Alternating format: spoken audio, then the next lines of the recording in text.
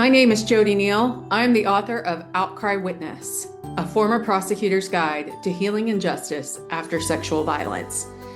You are watching Outcry Witness Unspoken, which is a podcast with video that goes over with guests and by myself what it feels like to have things inside of you that need to be said but are unsaid. These are the things that are unspoken. Now, I know what I know from the United States of America, and that is that at least 1 in 4 little girls are sexually assaulted before they turn 18. And it turns out that 62 to 81% of all women will be sexually assaulted by the time they're 45. Now, add on to that domestic violence numbers, and we're looking at 2 out of every 3 women. I've yet to see a comprehensive data sweep that collates all the various sources to paint the realistic picture that is basically every single woman that you meet or see on the street in any given day in America is a survivor of either sexual violence, physical violence, various types of abuse, or, under the great big category of gender-based violence. We would not be suffering violence except for the fact that we're women, because we have something that perpetrators want. How are we expected to support a society under these circumstances? Yet we still do. If you look at the women's contribution to economies, it's tremendous. And it will only get better the less we die, the less recovering we have to do from gender-based violence. No one can do their best at any job when they're suffering from a crime, especially a crime that's ongoing in their own home. And, while these crimes are illegal, they are not enforced. It is a game. It is a game for the perpetrator.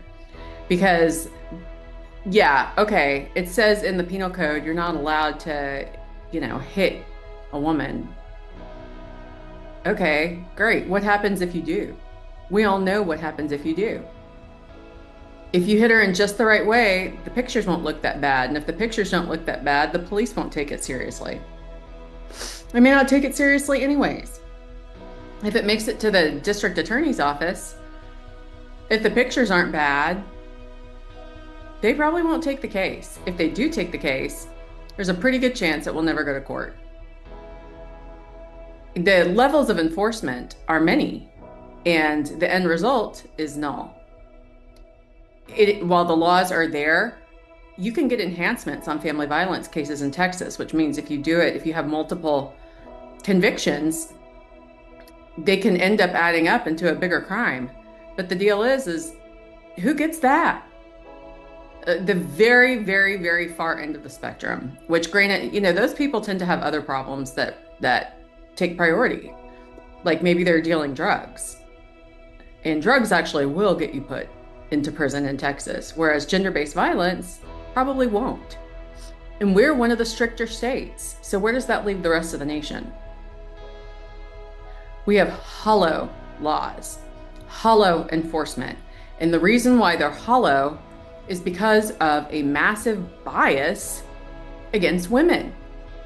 All the perpetrator has to do is show up and say that the woman is lying. All they have to do is say it. All they have to do is suggest it. Why is she lying? Because I wouldn't buy her a Gucci bag. Why is she lying?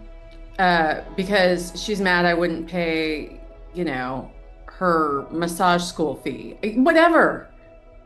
They come up with the most ridiculous concocted stories.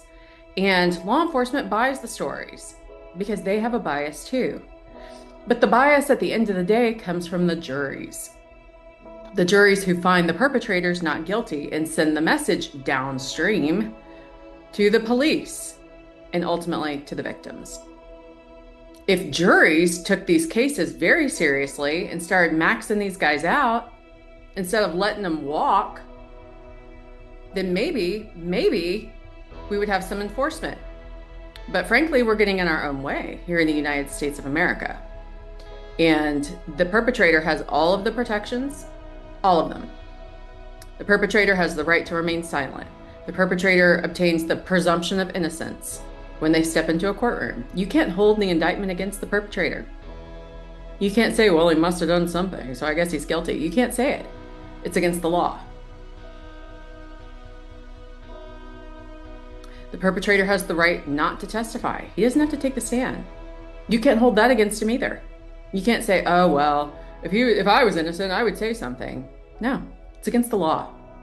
The judge tells you what the law is, and the judge says you can't do that.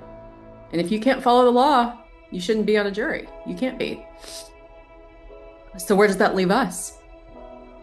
Where does that leave us? In a very, very vulnerable position. We're in big trouble. We're in big trouble. Because the perpetrators are losing control. Why? Because we are able to talk to each other. We are able to tell the truth about what's happened to us. And they know their days are numbered. They know we're getting wise. All we have to do is start talking. And we'll figure out, oh, he hit me too. Oh, I was a victim of that pastor. Oh, yeah, that lawyer said that about me too in family court. All we have to do is start talking. And we are. But that's why they're pushing back, is because they know their days are numbered. There are some men who get it. There are some men who understand, probably because they've been victims. Understand what we're going through, what we have gone through. One of my greatest allies is a male who witnessed domestic violence in his home growing up. And he is a fierce, fierce advocate for everything that I advocate for. But that's not always the case. And if you can feel empathy for what we're going through, survivors of domestic violence, sexual violence, and family court abuse, then I really want you to stand up for us. Because staying silent makes you complicit, and I will call you out on it.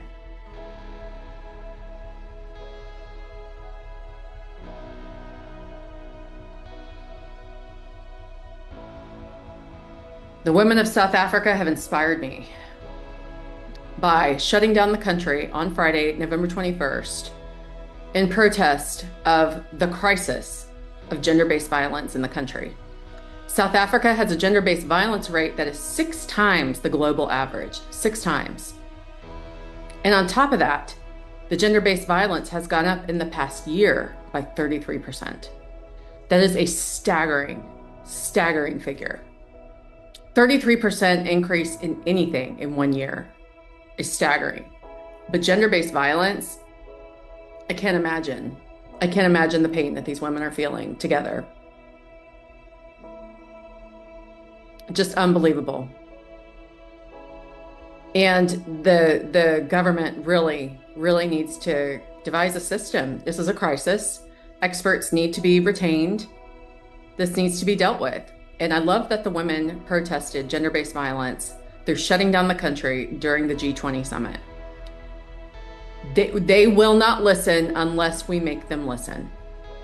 That is what I have learned. Until you get loud, they will blow you off.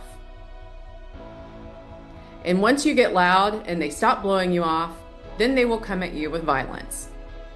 They will attack you. You just have to be prepared. And that's why there is strength in numbers. There's safety in numbers. What we can't do alone, we can do together. That's why I wrote a book called Outcry Witness, because for one of us to speak is not enough. If my book only helps one person, I will consider it a failure. What I am doing is igniting a movement, because that is the only way we will survive this. We will be safe. That is the only way we really catch the bad guys, is in numbers. They can call one of us a liar. They can't call 10 of us liars. They can try and they'll fail. And what we're looking for is evidence that's so clear that no jury of 12 will acquit the man. And then we can fill up our prison full of perpetrators.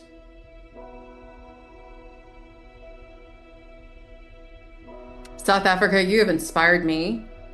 I've been sharing your posts all over my Instagram feed. I am blown away by what you've been able to organize. Just organizing an event like this is a feat unto itself. And then to secure participation to the scale that you did, bravo. I mean, bravo. I will study this. I will see how you did it so that we can inspire movement in the United States. Because enough is enough. Women should be allowed to pursue the American dream of life, liberty, and the pursuit of happiness. And it is very clear to me that if you can't pursue happiness, that as soon as you start to pursue happiness, they'll come after your liberty. And if they can't get your liberty, they will get your life. These are very scary times to be a woman, especially a woman who speaks. And I ask you for your support and protection as I continue to speak, because you're worth it, and so am I.